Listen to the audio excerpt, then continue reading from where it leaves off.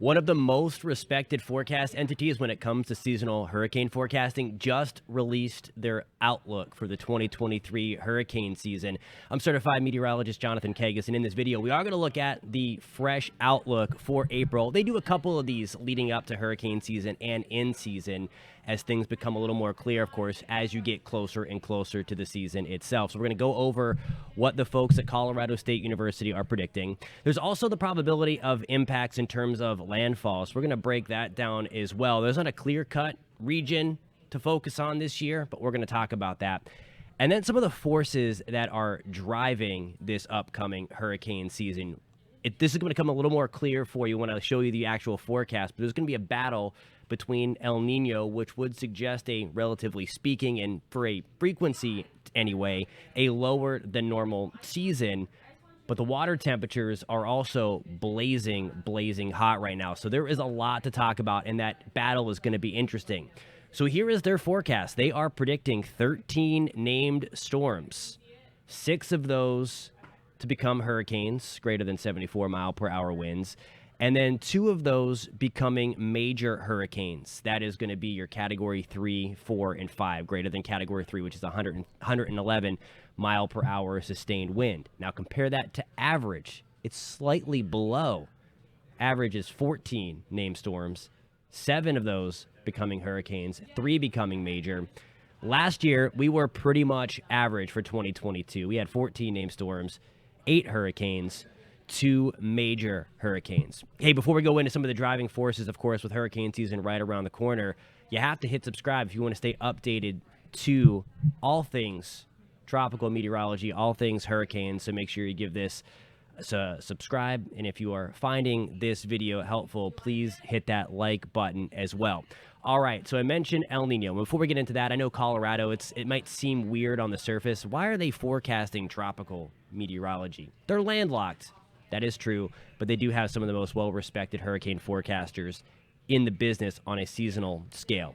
All right, so El-Nino. What we have going on right now is expected to really transition into that El-Nino. We've got rid of La Nina. La Nina would typically mean that you're going to have a higher than normal hurricane season because there's less wind shear. The opposite is true for El-Nino. When you're looking at an El-Nino, you're going to be talking about warmer than normal water temperatures right through the equatorial Pacific off the coast of South America. That means that we have weaker trade winds in play.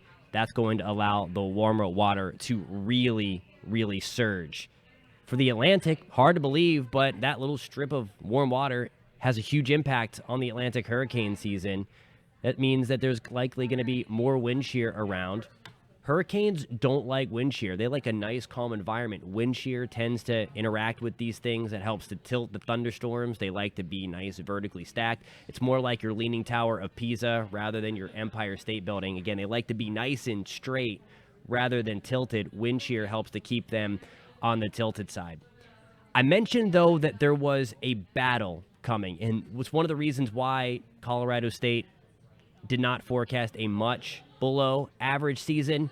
It is because the other component to hurricanes are the warmer waters. If you've been around hurricanes, of course, if you followed them, you know that they really need warm water. Well, all of this orange color right now is the sea surface temperature anomalies that are above normal. And right now through the main development region, which is pretty much from the Lesser Antilles, the start of the Caribbean, out in this area to Africa, and look at around the Cabo Verde Islands, that darker orange there. So the water temperatures are already in April way above normal. So given the correct environmental conditions, if there was limited wind shear, if there was enough moisture around for those thunderstorms to thrive, you'd be talking about storms be able to go gangbusters in this region. Also way above normal, you kind of see the Gulf Stream there, but right off the southeast coast of the United States, and then right into the Gulf of Mexico, way above. Western Caribbean, a little bit above. Where we do have normal to maybe even a smidge below normal is in the Caribbean. I mentioned about landfall probabilities. Historically speaking, for Florida to be impacted by a Category 3 hurricane or higher, it's about 22%, historically speaking. Colorado State giving it a 23% shot, really for the Florida Peninsula and then up the eastern seaboard. Really, the same deal for the North Gulf Coast as well. All in all, they're expecting a 44% shot for a Category 3 to make landfall anywhere along the United States coastline. So we're going to be watching that. Now, as mentioned with the El Nino, one of the areas that it does look like from a widespread standpoint where we are going to see limited activity is in the Caribbean. This is the area that we would typically see the wind shear really having a strong impact. There's also more stable air in here. It's also drier, so we are expecting things to be on the quieter side from the standpoint of the Caribbean. But again, it's going to be interesting to see this battle between a strengthening El Nino, and really hot off the press on April 13th, NOAA issued that they believe that there's going to be an 81% shot for us to climb into an El Nino, and potentially a pretty moderate to strong El Nino as well by the peak of hurricane season.